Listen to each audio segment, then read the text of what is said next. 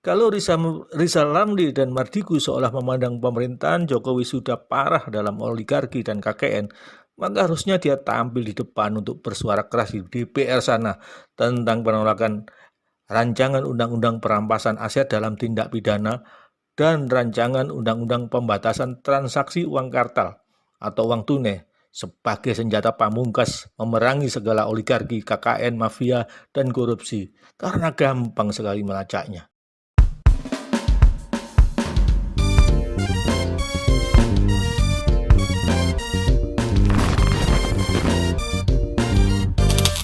Assalamualaikum warahmatullahi wabarakatuh. Selamat datang di Spider Gawe TV channel yang selalu hadir dengan opini tanpa ilmu sundul langit yang penting berisi. Bagi pemirsa, semoga dalam keadaan sehat selalu, dilimpahkan rezeki dan kebahagiaan sekeluarga. Jangan lupa untuk subscribe, share, dan like agar kami dapat selalu tayang dan memperbaiki video-video berikutnya. Kali ini kepretan Rizal Ramli ke anak Presiden Jokowi sebagai anak bawang kemarin sore bisa beli saham 92M hanya bisnis pisang dan martabak, duit dari mana?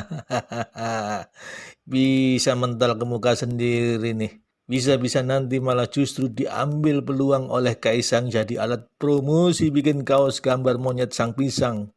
Pingin nyalon presiden DP 0%. Nih, lihat nih gambarnya nih. Kemudian ada yang melabeli Newman, tapi suka pesimistis dan selalu gagal prediksi, juga mengenai Kaisang yang bisa beli saham. Jelas sekali pernyataan Rizal Ramli dan Mardigu adalah politis. Nampak sekali mengapa suka ngepret, ya hanya karena itulah keahliannya. Seorang yang berpandangan old man dan tidak siap dengan ledakan perubahan di sekitarnya. Nah, yang ngaku new mind, Mardigu namun sok kuasa dalam pemikiran tapi belum pernah uji coba di lapangan, comot-comot teori negara lain dan terlalu menyederhanakan masalah negeri ini. Mardigu itu pengusaha di zaman Orba dan SBY. Nonsen kalau nggak kecipratan karena pernah ada di ring kekuasaan dalam bisnis minyaknya. Kalau Kaisang tumbuh jadi pengusaha di era keterbukaan dan digital dan mampu membaca perubahan sebagai anak presiden, kemudahan informasi dalam melakukan bisnis adalah hal wajar. Toh dia hanya jualan makanan dan minuman, fashion, teknologi informasi, bukan minyak yang cuannya lebih mudah dengan ongkang-ongkang. Sudah banyak anak muda yang dengan cepat melihat peluang dan menjadi pebisnis di era digital menjadi mendadak jadi seorang sultan dengan omset miliaran. Saya nggak perlu terangkan siapa aja karena pemirsa bisa searching di YouTube. Nah, keluar semua anak muda yang berhasil menjadi sultan. Lalu bagaimana dengan bisnis Kaisang? Semenjak Jokowi menjadi wali kota di Solo, bisnis furniturnya diserahkan ke Gibran. Awalnya Gibran punya bisnis catering Silipari sejak 2010 dan Markobar 2017 hingga saat ini sudah 33 outlet dan omset bisa tembus 1 miliar per bulan dari Markobar saja.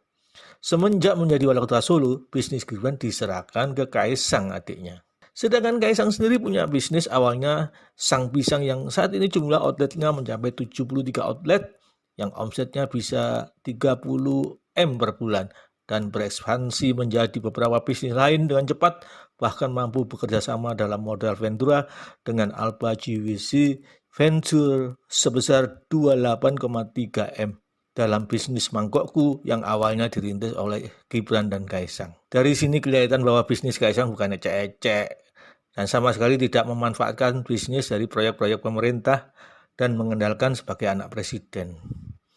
Namun sangat realistis apabila sebagai anak presiden, dia mempunyai fasilitas yang mendukung dalam berbagai informasi mengenai menangkap peluang bisnis dan mendapatkan trust atau kepercayaan dalam setiap ekspansi bisnisnya. Jadi kacamata Rizal Ramli sudah jelas cara pandangnya adalah old mind, makanya jadi menteri pun tidak bisa bertahan lama karena hanya bisa membanggakan dirinya tanpa bisa mengukur perubahan-perubahan yang dilakukan oleh orang lain dengan kacamata berbeda.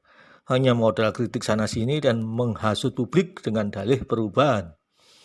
Kalau Rizal Ramli dan Mardigu seolah memandang pemerintahan Jokowi sudah parah dalam oligarki dan KKN, maka harusnya dia tampil di depan untuk bersuara keras di DPR sana tentang penolakan rancangan undang-undang perampasan aset dalam tindak pidana dan rancangan undang-undang pembatasan transaksi uang kartal atau uang tunai sebagai senjata pamungkas memerangi segala oligarki, KKN, mafia, dan korupsi karena gampang sekali melacaknya.